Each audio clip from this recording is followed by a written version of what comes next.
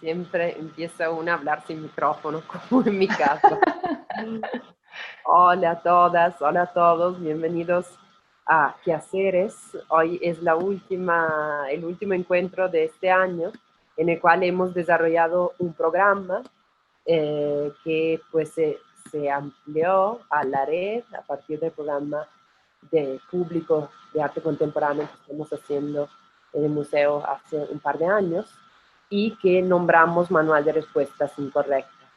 En estas conversaciones que hemos entretejido a lo largo de este año con muchas artistas, gestores, curadores, pensadores, etcétera, activistas, pues hemos cruzado muchas ideas a partir de maneras de vivir, maneras de cruzar el tiempo que hemos cruzado, de pensar la crisis de distintas maneras y en esta última parte considerar las posibilidades de construir lenguajes. Así que es un gusto enorme recibir hoy aquí en este espacio virtual del Museo Amparo Verónica Herrer Vichetti, que es una artista y escritora que no necesita mucha presentación, pero que pues considerábamos muy importante que estuviera con nosotros para poder platicar a propósito de un tema que sabemos que le ha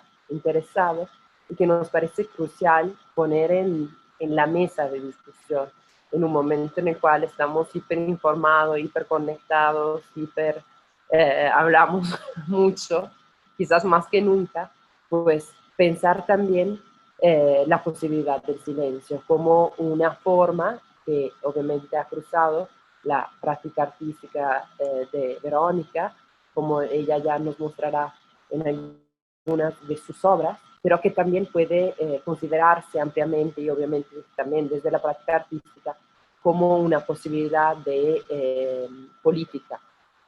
Entonces, bienvenida Verónica y pues bienvenidas y bienvenidos también a todos los que nos están escuchando.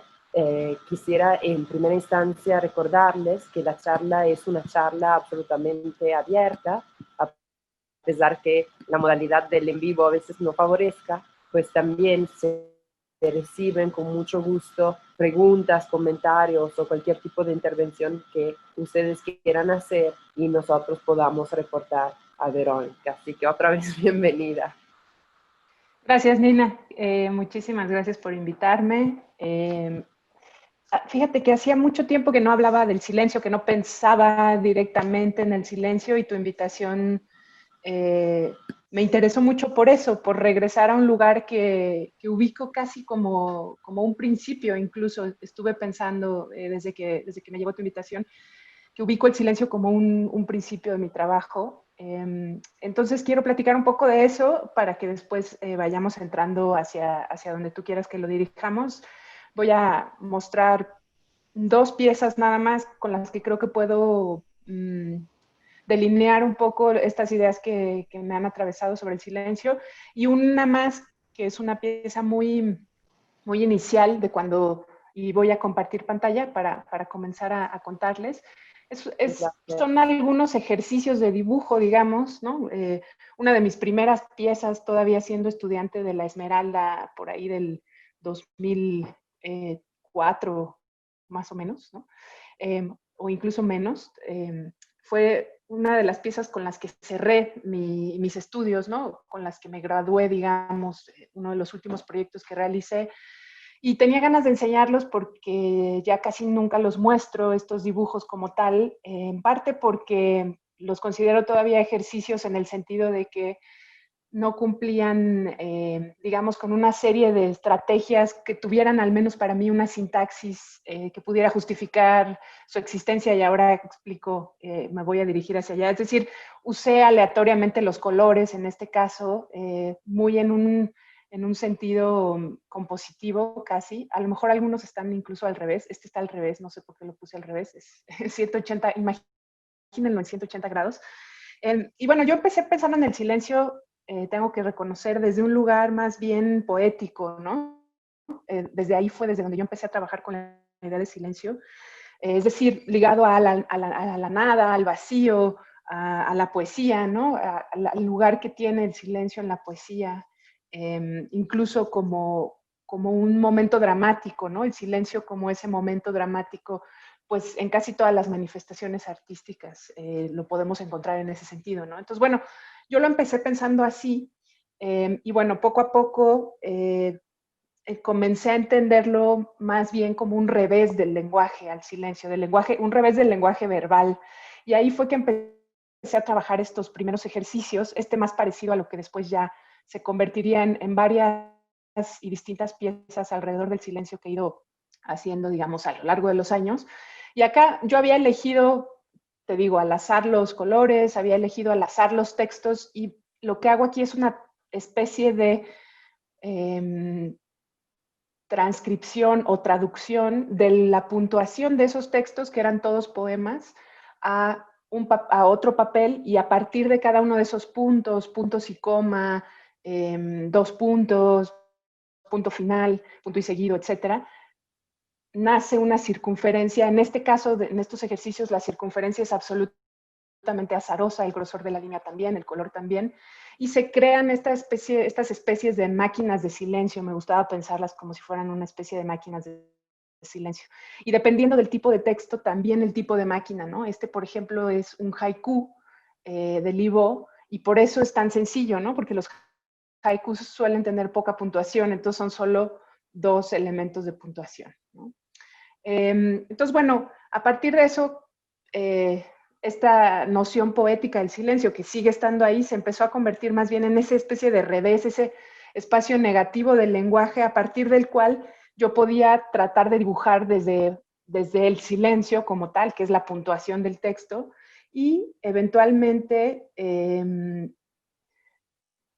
lograr, digamos, atravesar el texto y entenderlo desde su estructura, porque en el fondo mirar el espacio negativo de un texto, así como lo es de un objeto cuando dibujamos su espacio negativo, es un poco entender su estructura o su revés o su existencia en un mundo paralelo casi, ¿no? Que es el mundo del vacío. Y eso para mí fue muy importante. Ese ejercicio pues se ha convertido en diversas piezas. Elegí esta que les estoy mostrando ahora, que se llama La estética del silencio, que es el mismo nombre que lleva el texto que está traducido aquí o transcrito aquí, que es precisamente La estética del silencio, un ensayo de Susan Sontag que está en un libro que se llama Estilos radicales, y es un ensayo en el que ella analiza cómo ha funcionado el silencio en las artes visuales. Es un texto de los 60, entonces bueno, digamos que lo analiza hasta ese punto del siglo XX, y después también esta pieza tiene una pieza hermana de otro ensayo transcrito desde estas puntuaciones, un ensayo de Luis Villoro, que se llama La significación del silencio, y en ese caso Villoro se va más bien por un camino en el que piensa y entiende el silencio desde la literatura. Y como mi práctica ha estado siempre en medio, digamos, de estos campos de la imagen y de la palabra, me parecía interesante hacer estas 2 piezas que son un poco un espejo de otro en ese sentido, de la imagen y la palabra, ambas traducciones de textos a estos diagramas o estas máquinas de silencio.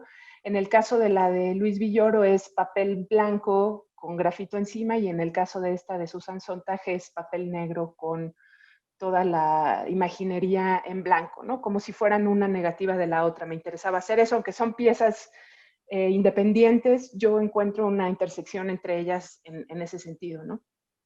Entonces, bueno, un poco creo que para mí el silencio empezó a significar esa posibilidad, como les decía, de entender la estructura del texto, de entender lo que está detrás, el mecanismo que sostiene. Y hay una frase, de hecho, ahí en el texto de Susan Sontag que me resuena todo el tiempo y que me importa mucho, que es, la leo para no equivocarme.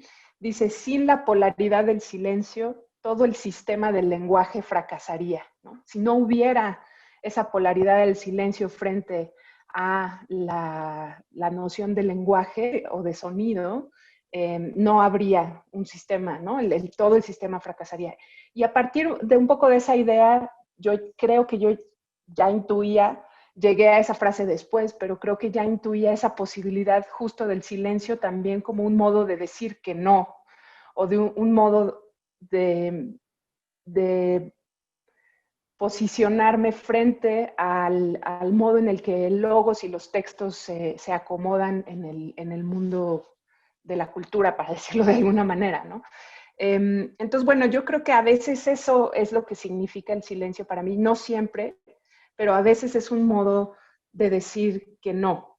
Y al decir que no, entonces buscar otros modos de sintaxis y acercarme, ojalá, a los límites, a los contornos del lenguaje para, digamos, tratar de mirar desde afuera, ¿no? Que ese sería un poco el deseo último, creo, que suele haber en mi trabajo, ¿no? Ese deseo de atravesar la frontera, poder ver desde afuera.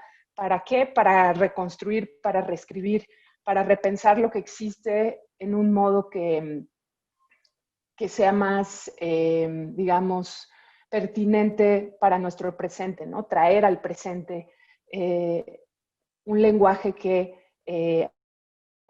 se relacione y nos haga pensar de mejor manera las cosas que pasan alrededor, asumiendo un poco esa máxima que ya es muy conocida de que somos lo que pensamos, ¿no? De algún modo, es decir, aunque el arte no puede cambiar el mundo, es cierto que él sí cambia nuestros modos de pensar y eso en última instancia puede cambiar los modos de hacer mundos, eventualmente, es decir, no directamente, pero en algún punto podría suceder, ¿no?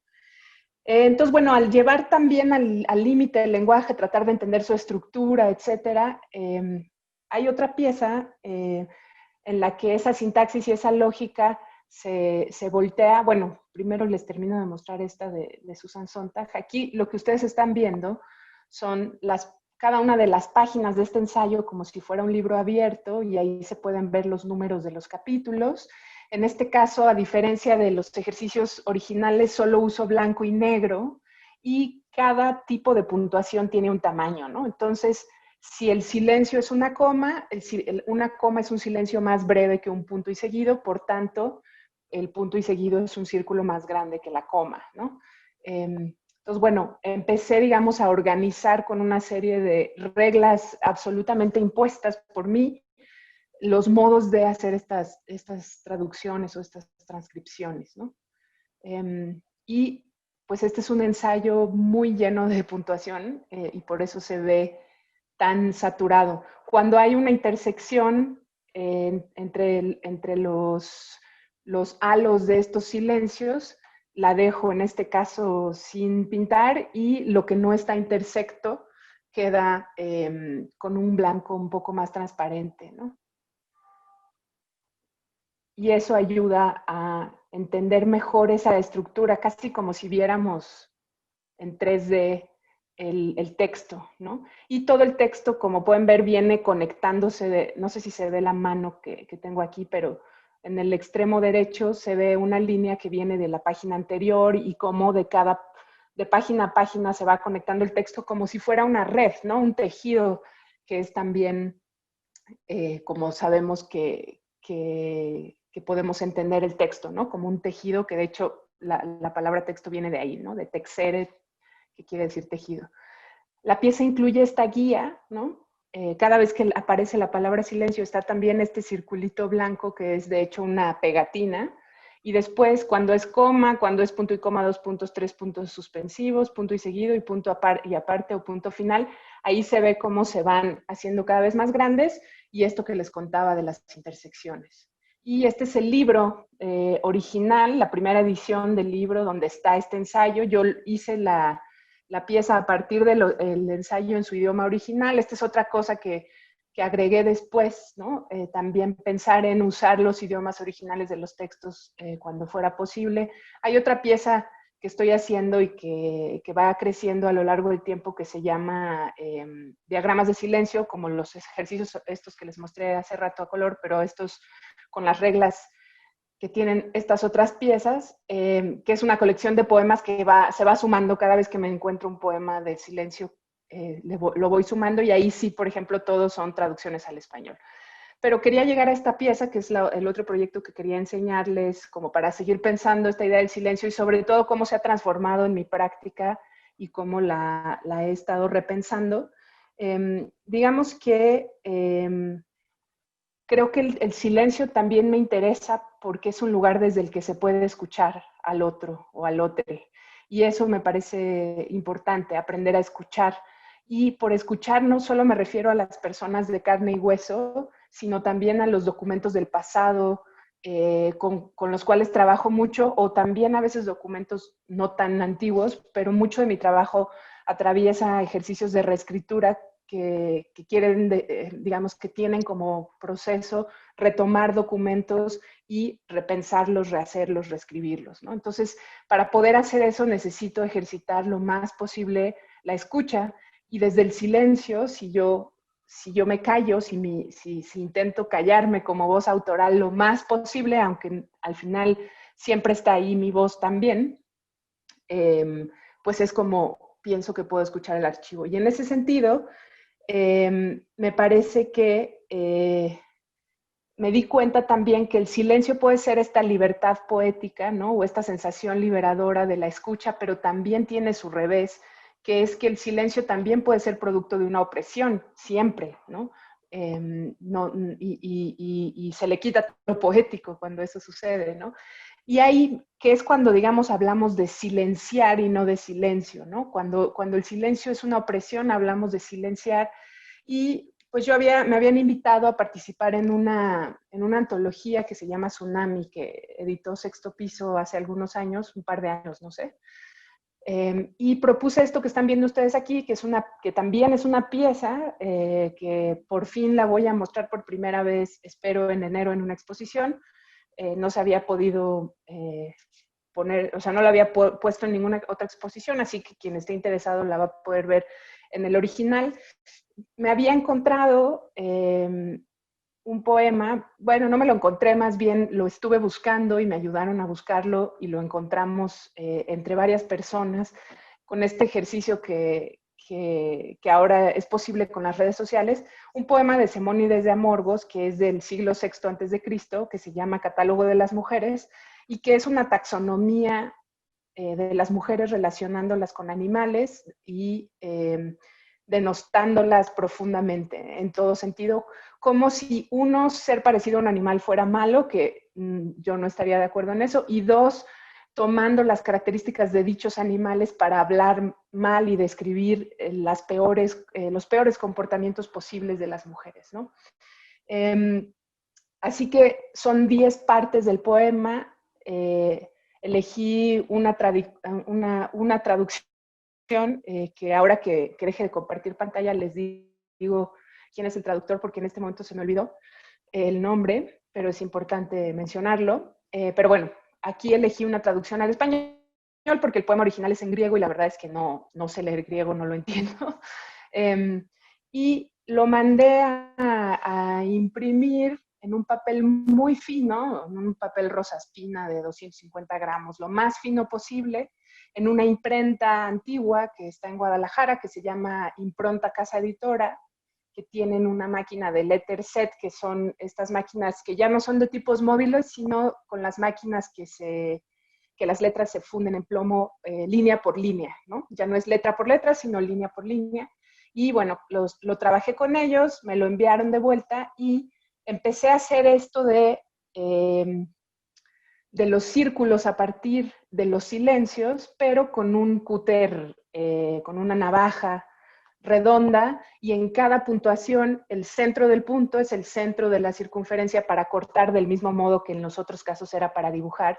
Y de esta manera se pierden pedazos del texto, ¿no? Entonces, lo que digo yo un poco en el breve texto que se suma a esta pieza es, se los voy a leer, creo que es lo más fácil, es un párrafo muy breve. Dice: he leído muchas veces el catálogo de las mujeres de Simónides de Amorgos, y en cada lectura me parece que a su taxonomía le hacen falta algunos especímenes. Las mujeres polilla, por ejemplo, aquellas que sufren del síndrome del nido y devoran la materia que habitan, es decir, aquellas cuyo conocimiento se ciñe a destruir.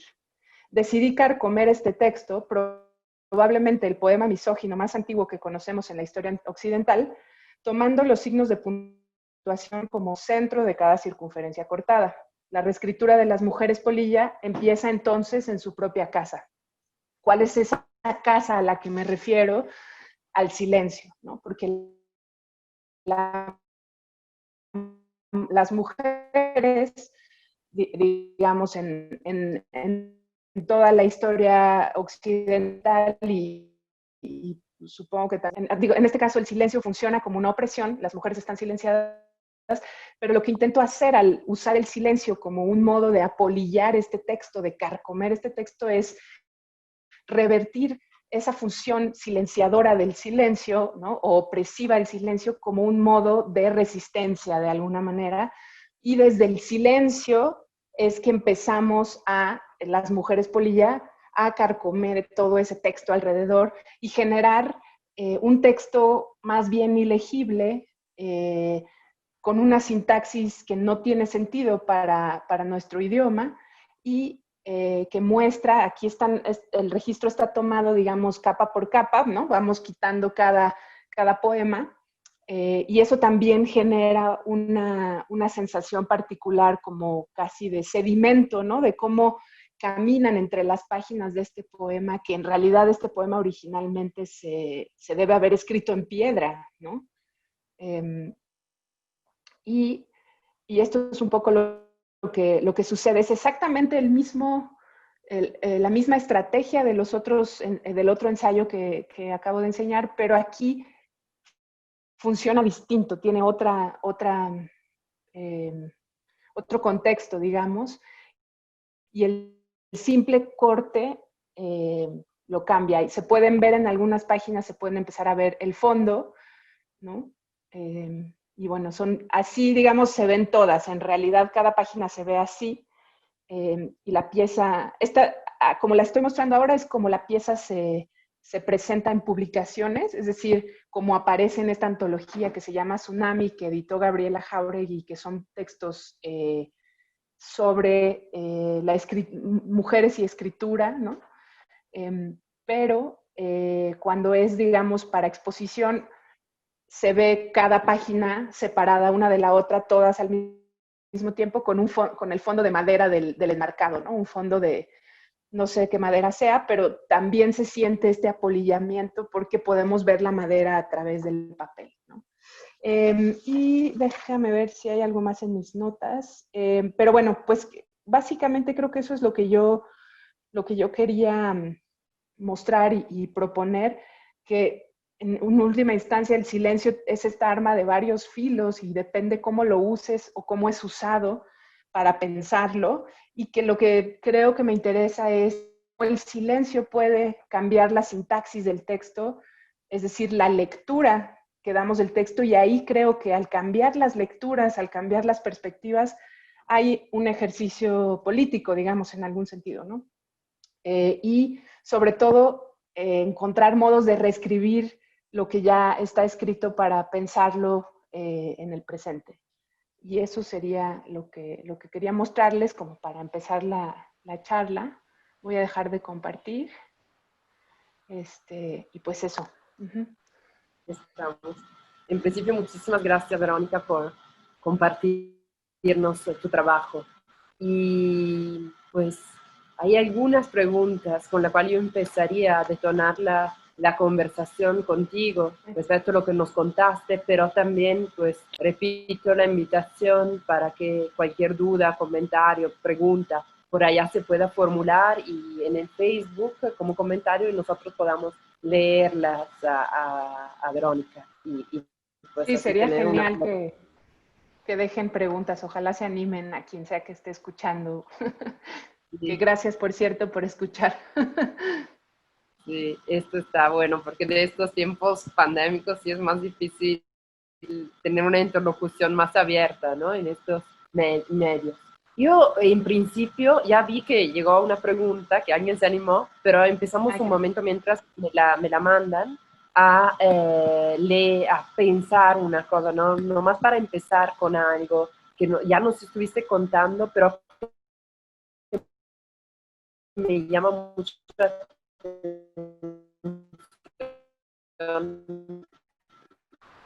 Me encanta la imagen un gesto muy interesante sobre la misma materialidad, pero también sobre la posibilidad que tú arrojabas de la reescritura de la historia. Yo en este gesto que tú mostrabas, regresaba un poco a una imagen en la cual yo pensé por otras razones, pero también vinculadas a la idea de estas imágenes de damnación, borrando de las imágenes principales, las efigies o las pues, imágenes de personajes que ya se debían de eliminar de la historia, ¿no? Arrojando así una especie de relación otra vez entre algo que se debe de callar y algo que se refleja en la imagen misma.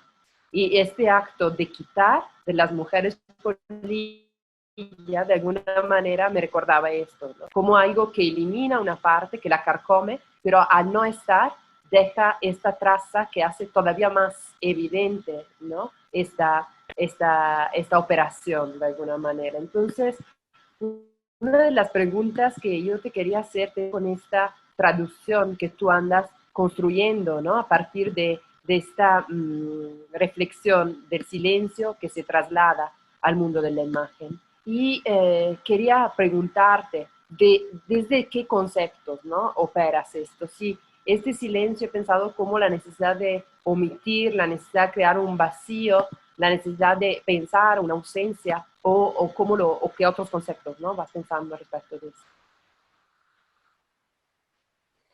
Sí, me pareció muy interesante esta idea del, no sé decirlo bien en latín, pero del damnatio memoriae que cuentas. Y no sé, digamos, no conozco a fondo cómo funcionaba exactamente, más allá de lo que cuentas y lo poco que leí en Wikipedia, ¿no? Antes de nuestra conversación. Pero digo esto porque de pensar o de poner en práctica o de atravesar es la de comprobar o proponer la posibilidad de la reversibilidad del archivo y de la historia, ¿no? Entonces, aunque sin duda mi ejercicio borra una parte del texto de Simónides porque creo que es una pieza que nace del enojo, ¿no? De la indignación que me produce no solo ese texto en particular de Simónides que existe desde hace tantos siglos, sino el hecho de que siga siendo tan, no pertinente, pero que siga siendo tan, no sé, presente, ¿no? De algún modo, en relación a, pues, todas las situaciones de género que estamos viviendo, toda la violencia de género que estamos viviendo y que se ha vivido a través de los siglos. Entonces creo que parte de cierto enojo, y me parecía que lo más honesto era borrar, cortar, desgarrar, romper, desde el lugar y la materialidad desde la que yo puedo hacerlo en relación a las prácticas que yo trabajo, ¿no? Que es un poco también inspirado de algún modo en lo que han hecho y que yo las admiro profundamente, todas las mujeres que dejan pintas por todos lados, ¿no?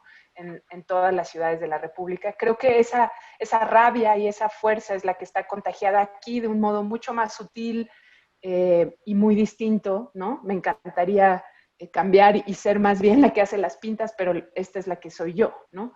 Así que parte de ahí, por eso borra, pero al mismo tiempo me parece que lo que intento es, creo que no borrar del todo aquello otro que ya existía, porque es importante dejar la memoria de esos documentos, sino un trabajo que Ariela Zulay, que es una artista y teórica que admiro mucho, llamaría algo así como, no es exactamente como ella lo dice, ahora mismo no tengo las palabras, pero que es como la responsabilidad civil del archivo, ¿no? Cuando el archivo quien es únicamente responsable del archivo es la institución, el Estado, etcétera, hay una historia única, pero cuando la sociedad civil se hace cargo del archivo, y por archivo entiendo cualquier documento, como este poema, por ejemplo, ¿no? O cualquier imagen que ha formado parte de la historia de las imágenes, ¿no?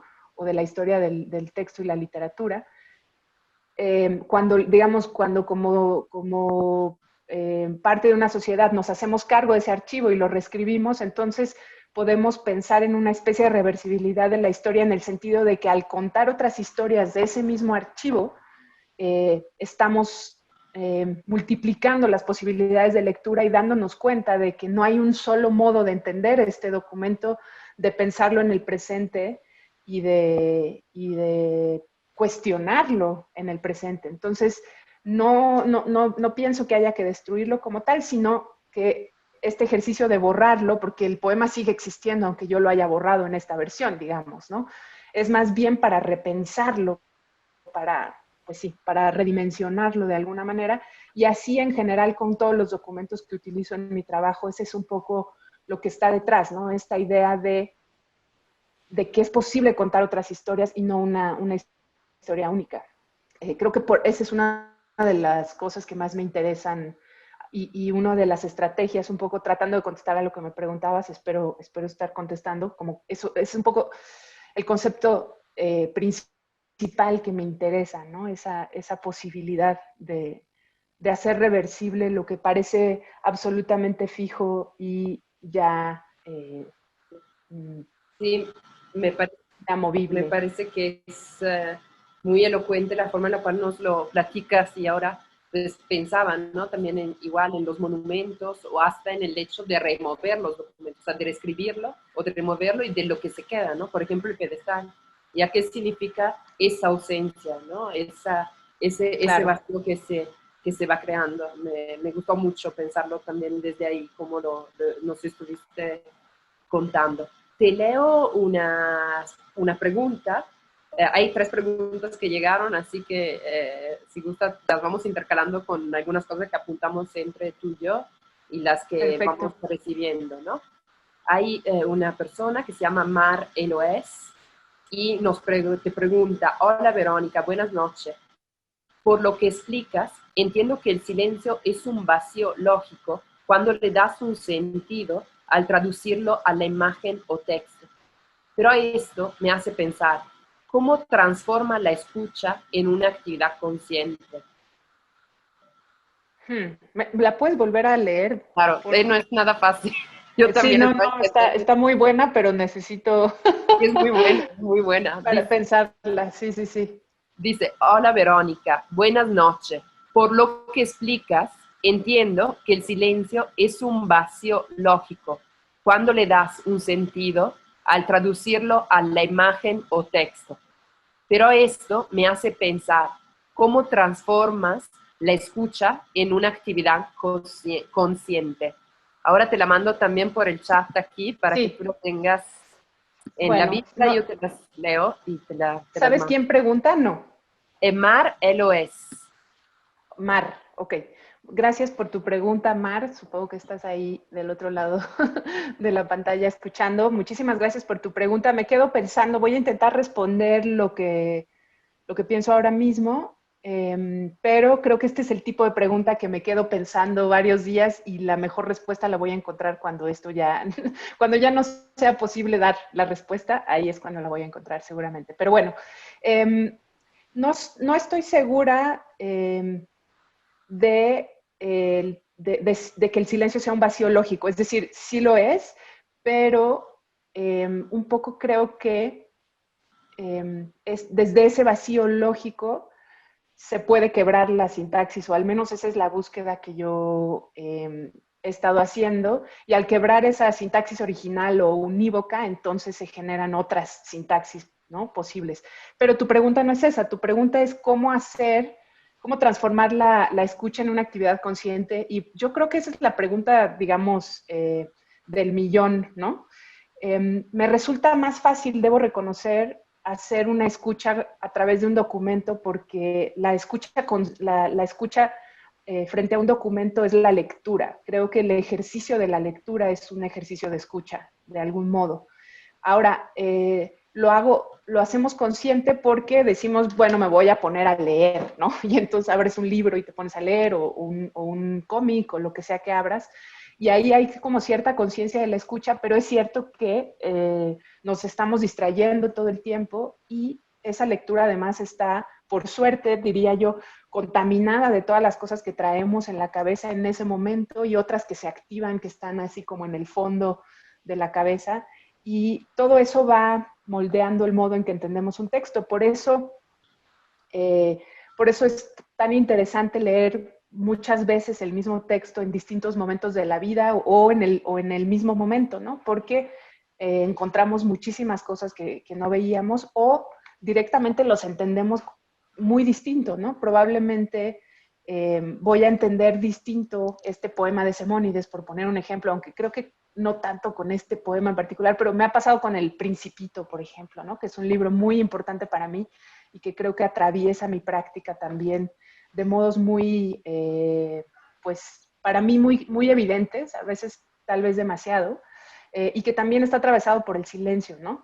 Pero bueno, el caso es ese, que creo que la lectura es la escucha, el ejercicio de escucha que intento hacer, y cuando es con personas, pues simplemente creo que hay una Verónica muy neurótica dentro de mí que después de hablar con alguien se autoanaliza tal vez demasiado y piensa, uy, creo que hablé mucho en esta conversación, la próxima tengo que hablar menos, ¿no? Como creo que me exijo constantemente el silencio para poder escuchar precisamente, ¿no? Aunque también la conversación es importante, es parte de la escucha, pero hay un equilibrio ahí difícil de saber cuál es el adecuado.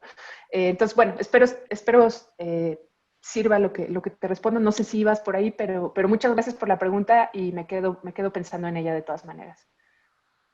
Bueno, pues igual siempre bienvenidas si gustan agregar algo, etcétera. Aquí estamos. Seguimos con otra pregunta que te hacen, Verónica, antes de pasar también a las otras. Mira, es Irene Trejo, te la mando, y te dice, gracias Verónica, me gusta mucho tu trabajo. Y tiene una pregunta. ¿Has explorado los límites del silencio dentro de la voz hablada y o en textos a modo de denuncia? Sí, sí a la primera parte de tu pregunta. Tengo una pieza que se llama Conferencia Secreta y aunque no trata sobre el silencio, trata sobre el secreto, que es un modo muy particular del silencio o es un silencio acordado por una cantidad específica de personas, ¿no? Entonces, es una pieza que solo existe como conferencia performática, digamos, aunque no performática en el sentido más performático de la palabra performático, es decir, no hago grandes cosas, pero hay algo de performance y solo existe ahí, ¿no? Digamos, está prohibido grabarla, está prohibido, digamos, que suceda de otro modo que no sea con la gente que está ahí, porque lo que va a suceder ahí es un secreto, entonces necesitamos limitar el número de gente para que en efecto haya un secreto. En ese sentido, cuando hice esa pieza, que ya tiene algunos años, justo empecé a pensar en la voz y en el sonido, que es algo que he explorado poco en mi trabajo y que creo que es un camino posible, que no quiero forzar, pero que espero que eventualmente llegue.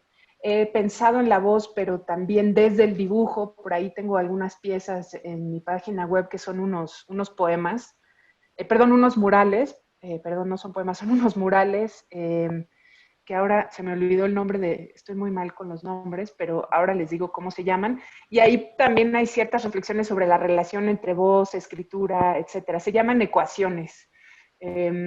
Ahora, en textos a modo de denuncia, sí he participado en ese tipo de escrituras con colectivas de mujeres particularmente, y eso muy recientemente, pero no son textos de mi autoría, ¿no? La gran maravilla de la colectividad es que los textos pierden su autoría y en ese sentido creo que justo para seguir con la pregunta anterior, el ejercicio de escucha se vuelve mucho más consciente, ¿no? Cuando sabes que algo no es tuyo y que es de todas las que lo están pensando, ¿no? Pero para mi obra como tal, pensarla como denuncia directamente me cuesta más trabajo, me parece un camino un poco fácil, por decirlo, no se me ocurre de qué otra manera en este momento decirlo, creo que prefiero el camino de pensar desde lo político, ¿no? Cómo ciertas estrategias pueden estar señalando asuntos políticos con más claridad o con menos claridad, ¿no? Todo es político, pero a veces uno puede enfocar y hacerlo más claramente o menos claramente, ¿no? Hay como un zoom en ese sentido. Y ese es el tipo de trabajo que me interesa a mí y no tanto el de la denuncia firmada por mí misma, ¿no? Creo que la denuncia se hace desde la colectividad, ¿no? Muy bien. Te hago una otra pregunta y luego te haría una que tenemos por acá. Es una pregunta de Mónica Muñoz, ¿sí? Que dice en principio saludos con mucho cariño a Verónica, felicitarla por su trabajo y preguntarle si piensa que su trabajo está relacionado con la poesía visual. Hola Mónica, qué gusto que estés por aquí, gracias por escuchar.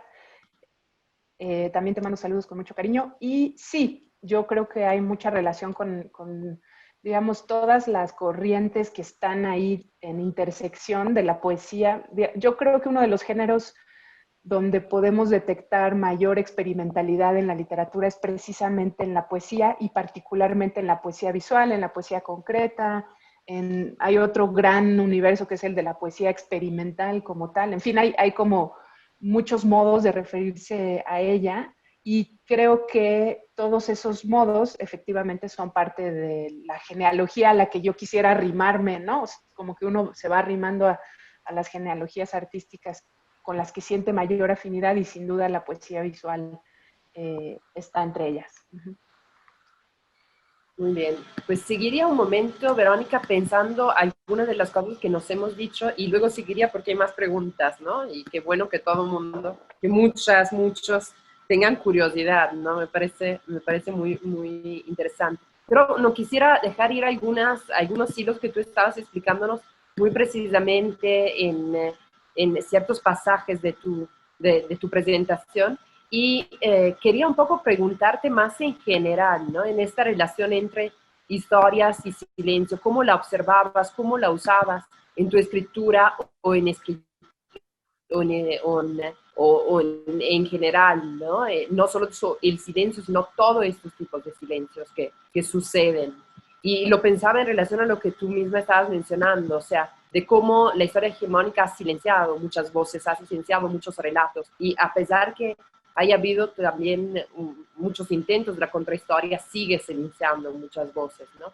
Y pienso que por otro lado también en este momento de hiperinformación en el cual todas voces nos parecen muy accesibles, también en esta especie de casi, no sé, confusión provocada por toda esta información, también haya un poco de riesgo que muchas voces se conviertan en una especie de ruido blanco que de alguna manera no logramos escuchar mucho más ahora que estamos todos separados y que parece que nuestra única manera de vernos es así, entonces ya no estamos en contacto con muchas personas que realmente no tienen quizás el tiempo o la posibilidad de estar tanto en la red como nosotros, etc., por aquí. Y entonces me interesaba retomar este punto que estabas tú construyendo.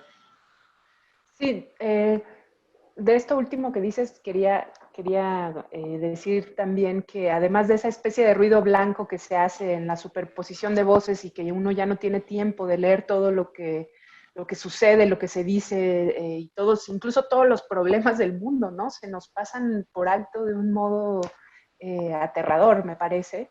Y creo que parte de eso también, desde mi perspectiva, tiene que ver también con el algoritmo, ¿no? De las redes sociales. Cuando tengo un poco más de tiempo y me pongo a ver las redes, digamos, más concienzudamente y no tan así como las vemos todos los días, me doy cuenta de que las redes me silencian a mucha gente y que hay muchas... pienso que hace mucho que no veo un tweet de X, Y o W persona o una foto en Instagram de X, Y o W persona, y aunque le doy a la función de que me aparezca todo, etcétera, etcétera, siempre eventualmente las redes se las ingenian para desaparecer gente, ¿no? De tu timeline. Y eso me parece también interesante, ¿no? Esas funciones del algoritmo y también, pues, me preocupan, digamos, ¿no? En esta idea del ruido blanco. Pero en relación a lo otro que me preguntas sobre estrategias, además del silencio para pensar estas cosas, se me ocurren un par más, aunque probablemente podría hablar de más, pero para no extenderme demasiado. Una es el blanco de la página, ¿no? En tanto, digamos, en tanto algunos proyectos pienso que en lugar de silencio lo que ha funcionado, por ejemplo, en un proyecto, en un libro que se llama Conjunto Vacío, los blancos de la página construyen y tienen una razón de ser que no es exactamente un silencio, pero sí es un espacio, ¿no? Y el espacio en relación, ese espacio, digamos, vacío en relación se puede relacionar al silencio, pero es sobre todo una estrategia como hermana de la de pensar en el silencio. Y otra es esta decisión que a veces se rompe, pero que en general permea y atraviesa todo mi trabajo de lo monocromático, ¿no? Y lo monocromático en muchos casos en sus extremos absolutos, blanco o negro, ¿no? En parte porque el texto funciona así, ¿no? Suele ser negro sobre blanco, pero también porque, digamos que son los extremos en los que se puede plantear cierta ambigüedad, ¿no? Cuando hago dibujos que son blanco y negro, no está tan claro qué es el silencio y qué es el sonido, si lo blanco o lo negro, digamos, ¿no? O qué es la conversación y qué es guardar silencio, o dónde está exactamente el secreto. Hay cierta ambigüedad que me interesa y al mismo tiempo hay algo muy concreto que es blanco y negro, y aunque el mundo no es blanco y negro, ¿no? Eso lo sé, lo tengo claro, creo que plantear esos extremos permite imaginar, ¿no? Y es dejarle al lector, espectador, la tarea de organizar los grises alrededor de estas claves de lectura en blanco y negro, ¿no? Una cosa así. Esa es la otra estrategia que se me ocurre a partir de tu pregunta. Y también se me olvidó, quería agradecerle a Irene la pregunta anterior que no le agradecí y que también me va a dejar pensando esto de la voz, porque sí me gustaría eventualmente experimentarlo. Sí, ella luego, Verónica, perdón, Irene precisaba, ¿no? Que las denuncias, en particular, ella se refería a las denuncias de abuso. Esto porque se me fue, lo vi después. Espérame que nomás la corroboro porque ando entre las dos pantallas.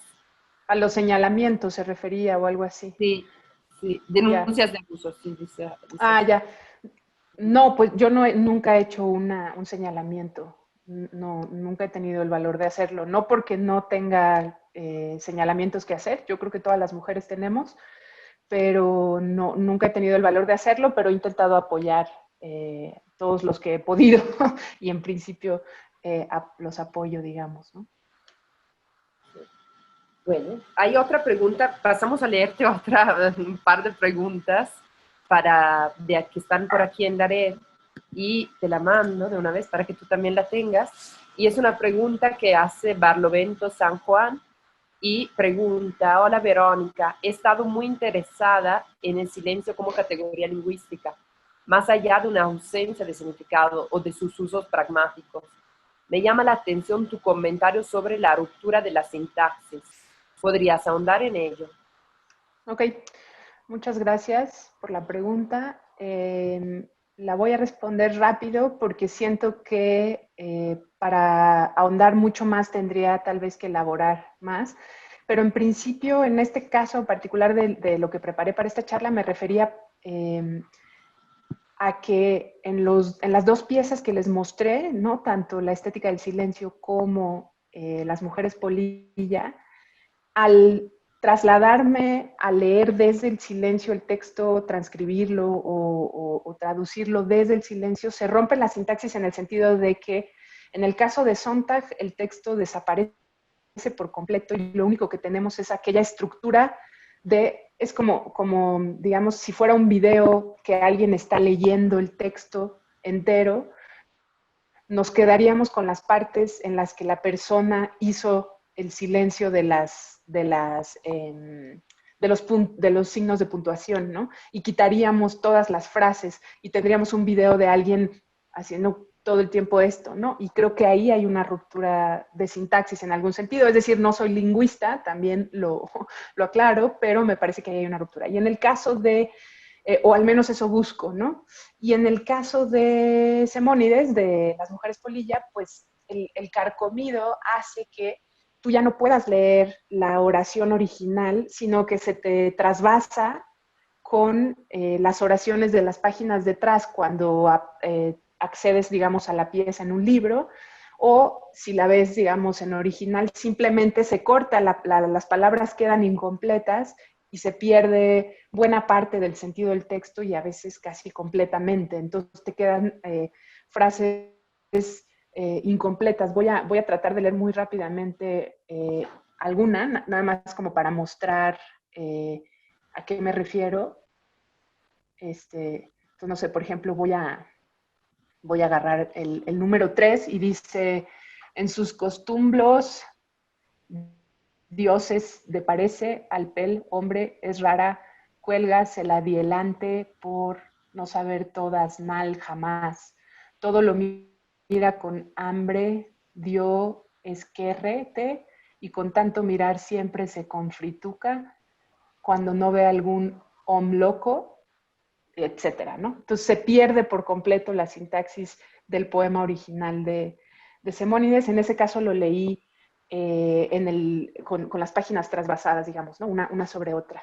Entonces, solo como para ejemplificarlo. No sé si con eso por lo menos aclaro en tanto lo que vine diciendo en esta charla, pero creo que podríamos hablar todavía más allá de esa ruptura de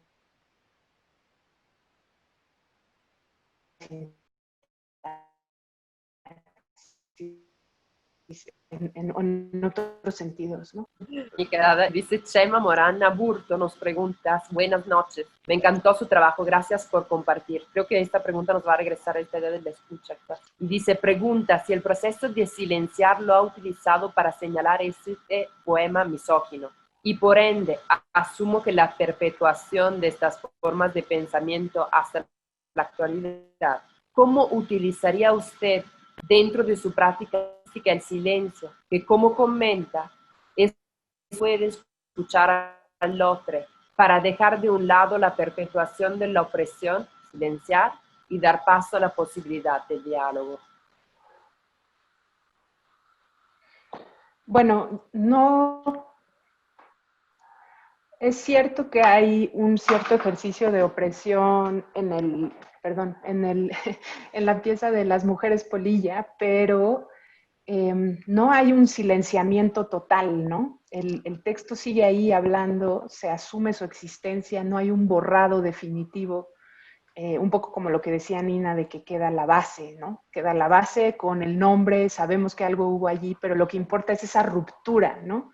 Marcar la ruptura para señalar que ahí había un silencio, una opresión, ¿no? Que es originalmente la opresión sobre las mujeres y no necesariamente la mía sobre el texto de Simónides, ¿no? Que es una sumatoria, de algún modo, lo pienso yo, porque es un ejercicio paralelo. El poema de Simónides sigue existiendo, el que yo reescribo a partir del suyo, pues existe en paralelo, ¿no? Entonces, lo digo esto porque me parece, no soy experta tampoco en estudios de género, pero estoy casi segura de que no es exactamente el mismo tipo de opresión el que sucede del texto, digamos, de Simónides hacia nosotras, que el tipo de borramiento que yo estoy proponiendo, que es más bien una reescritura. Ahora, para generar una conversación, pues se necesitan por lo menos dos, ¿no? A veces uno conversa con uno mismo o con una misma, pero se necesitan dos o más, ¿no? Entonces, la conversación es un ejercicio colectivo que depende de toda esa colectividad. Entonces, supongo que hay que estar dispuesto, ¿no? A ese tipo de conversación y a generar esos diálogos. No sé si termino de contestar o de entender esa segunda parte de la pregunta.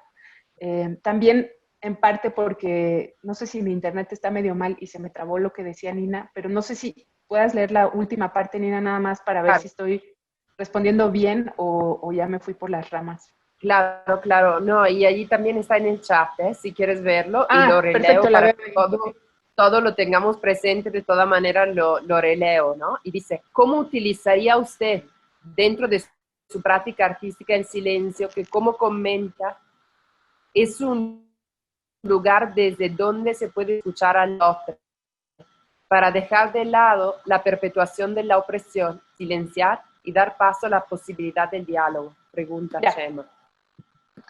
Sí, no sé si va a ser la respuesta más atinada del mundo, Chema, pero en general, un poco, creo que el silencio, en mi caso, está en el proceso, ¿no? Cuando leo estos documentos y pienso cómo reescribirlos, en mi trabajo hay muchas reescrituras de muchos tipos, ¿no? No siempre es una mujer polilla que se come el texto ajeno, pero siempre es una mujer que reescribe y que trata de resignificar distintos documentos. Y creo que en el ejercicio creo que la reescritura como tal, que es una de las estrategias principales de mi trabajo, es un ejercicio de escucha. Para poder reescribir tienes que hacer una lectura muy profunda de los documentos, así sean imágenes o sean textos, y hacer una lectura profunda considero que no solo es un acto creativo, sino que también es un ejercicio de escucha.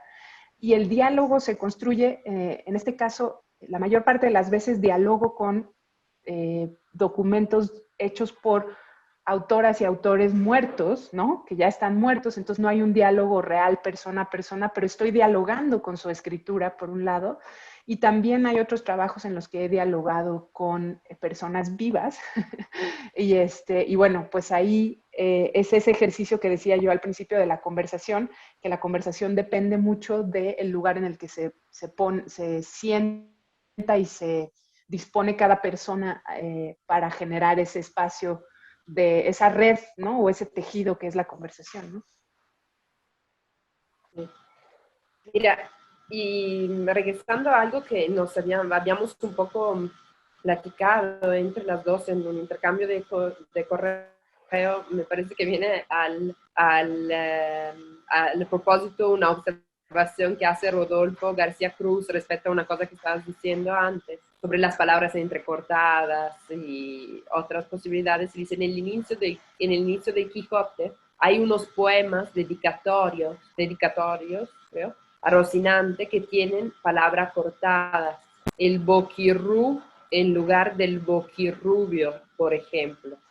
Y de alguna manera, no sé qué entienda Rodolfo, pero me interesaba también casi contradecir una palabra que yo misma usé al principio y que era la palabra traducir, ¿no? O sea, pensar cómo qué relación en realidad pudiera tener el silencio con lo intraducible como una forma política, ¿no? Creo que hay algo que a veces puede hacernos intuir que decidir de guardar silencio también puede ser una forma de reconocer la imposibilidad de traducir ciertas experiencias, ciertas instancias.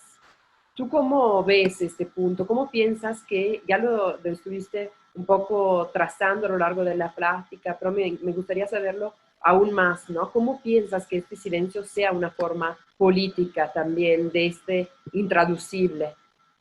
Sí, creo que Rodolfo lo ponía eso como ejemplo a partir de lo que leía yo del poema entrecortado, ¿no? Sí, Y cómo sí. los juegos de palabras o las palabras cortadas aparecen desde luego en toda la historia de la literatura, ¿no? Ahí, o sea, las podemos ver en Lewis Carroll, en Cortázar, en muchísimos lugares, ¿no? Y supongo que a eso se refería, me imagino. Respecto a tu pregunta, sí, yo también, o sea, comparto esta sensación que tú tienes sobre el abuso de la palabra traducción, como se abusa de casi todas las palabras, pero es cierto que hay un cierto abuso en general, pero no sé si es por las razones que voy a decirte ahora, que yo trato de seguir sosteniendo la palabra traducción, por las siguientes razones. Una, porque me parece que en el medio literario, ¿no? Hasta donde he podido detectar, la traducción se sigue pensando como un ejercicio no necesariamente creativo, ¿no? El ejercicio creativo es el del autor y el traductor simplemente, aparentemente, porque sabe un idioma, lo pasa de un idioma a otro y listo. Y ya quedó. Hay pérdidas, hay ganancias, sí. Pero difícilmente se considera al traductor como un coautor de esos libros y yo creo fervientemente que lo es. Yo creo que un traductor es un coautor.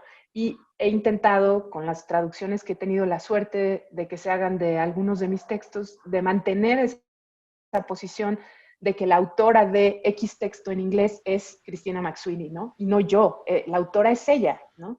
¿Por qué? Porque mi práctica artística tiene esta estrategia de la reescritura, y la reescritura no está muy lejos de la traducción.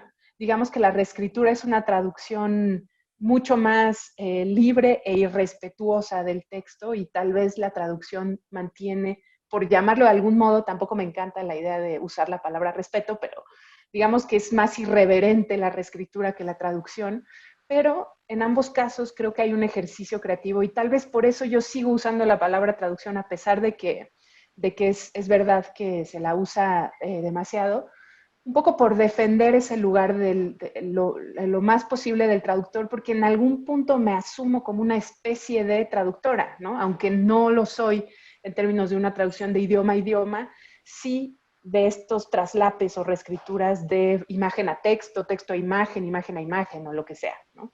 Creo que por ahí es que viene mi seguirla usando, y creo que en algún sentido eso también es una postura, ¿no?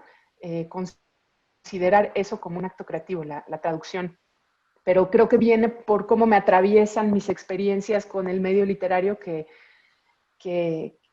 no sé muy bien cómo funciona el tema de la traducción en las artes visuales, pero creo que es muy parecido, ¿no? Se desaparece el nombre, se pone más chiquito, a veces solo en la legal. Hay poco reconocimiento de ese espacio porque, digamos que al mercado no le conviene, es más complejo vender algo que tiene dos autores y no uno. En fin, ¿no? Se le complica al mercado las cosas, y entonces lo más fácil es ir haciendo para allá al autor, ¿no? Entonces traducen tu libro y te invitan a ti a hablar del libro porque lo escribiste tú, pero no invitan al traductor, que es el que escribió, el que leyeron los que te invitan, ¿no? No sé, cosas que me parecen realmente absurdas, y un poco por ahí viene el asunto este de la traducción, por la relación que creo que establezco con la idea de reescritura, ¿no? Y de que hay un acto creativo, por llamarle de alguna manera, a esa palabra. Y el silencio como posibilidad política, que era lo último que me preguntabas, creo que pues a lo largo de la conversación nos hemos detenido en varias maneras de pensarlo, ¿no? Es como revertir la opresión, decir que no, ¿no? Que también es cuando el silencio es una forma de decir que no, por ejemplo, ¿no? Pues también es una postura política. Cuando revierte el silenciamiento, creo que puede ser muy político también.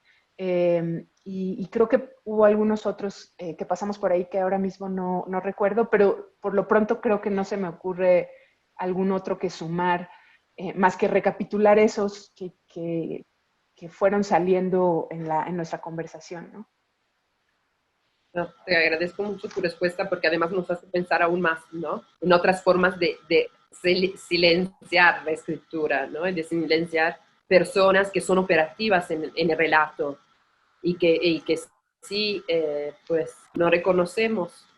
Hay otras dos intervenciones, ya creo que vamos paso a pasito también Hacia hacia el final. cerrar, porque ya fue bastante intensa estas preguntas, pero son bastante puntuales. Una Ok. es de Teresa Morte Giner, que pregunta: me hizo ilusión escucharte mencionar El Principito como un libro importante para ti.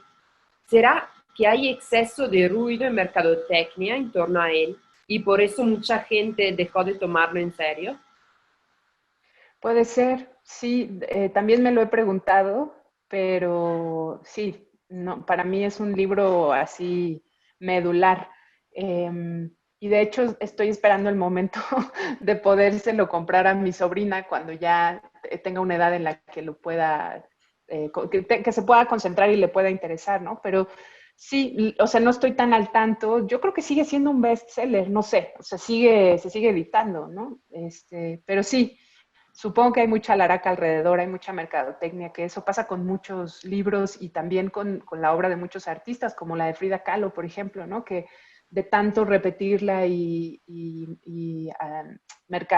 mercadearla, la vacían de sentido, y cuando uno regresa en silencio, en su casa, abrir el diario de Frida Kahlo o El Principito, te reencuentras con que hay mucho que pensar ahí, ¿no?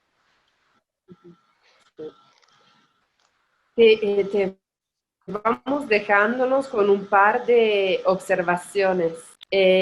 María de la Paz Kiki o Shiki, no sé cómo se pronuncie, dice, gracias por esta plática. La gráfica de la puntuación me pareció interesante. Me quedo con esa frase de Mujeres Polilla. En la reciente muerte de mi hermano, yo no expresé en redes sociales nada. Hubo días de silencio en mí, pero yo no estaba oprimiendo mi dolor.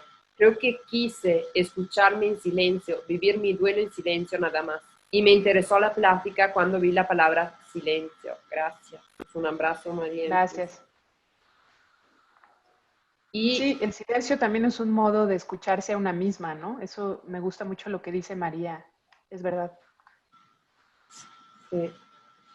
Y Ana Carvajal te dice, me encanta el trabajo de Verónica Gerber con el lenguaje. Mi libro favorito es Mudanza, pero el proyecto de Palabras Migrantes es muy, muy potente. Gracias. Creo que es todo lo que hemos tenido aquí, aparte saludos que te mandan. Y Teresa, pues también, no, Samir Corso agradece a Teresa. Y bueno, pues Verónica, fue una práctica no tan larga, pero sin duda muy intensa, sobre todo Mucho para que ti. pensar. Sí, Y que sí, sí, estuviste también respondiendo con mucha sí, lucidez así tan rápido, me asombra, porque no es nada fácil. no, es Y difícil, pues sí. es bien difícil, bien intenso. Te Y luego agradecemos me un montón. recrimino toda la noche, así, no, debía haber dicho esto, no, ¿cómo? Así. Es Sí, muy yo supe, complicado. tuve esta buenísima expresión que le dicen los fantasmas de las escaleras, ¿no? El fantasma de la Sí, escalera, cuando dices, pues lo hubiera dicho, pero te da para pensarlo solo adentro bueno, cuando ya estás saliendo de algún lado, pues en este caso, pues esta sala virtual. Con esta conversación con Verónica, que creo que también fue necesaria por estar mirando esta otra posibilidad de la voz, ¿no? Y pensarla desde tu práctica y tu posicionamiento como artista. Pues concluimos también el ciclo de quehaceres de este año, nos vemos el próximo y pues empezaremos a platicar con artistas y pues le agradecemos un montón, Verónica, por habernos acompañado y compartido con generosidad y agradecerle a todos los que han estado pues, en escucha de esta y de las otras charlas.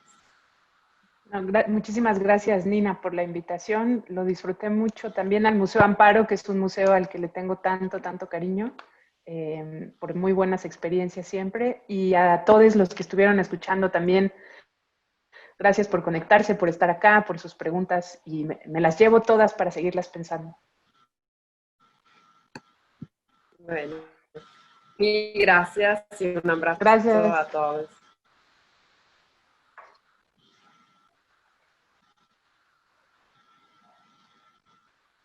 Y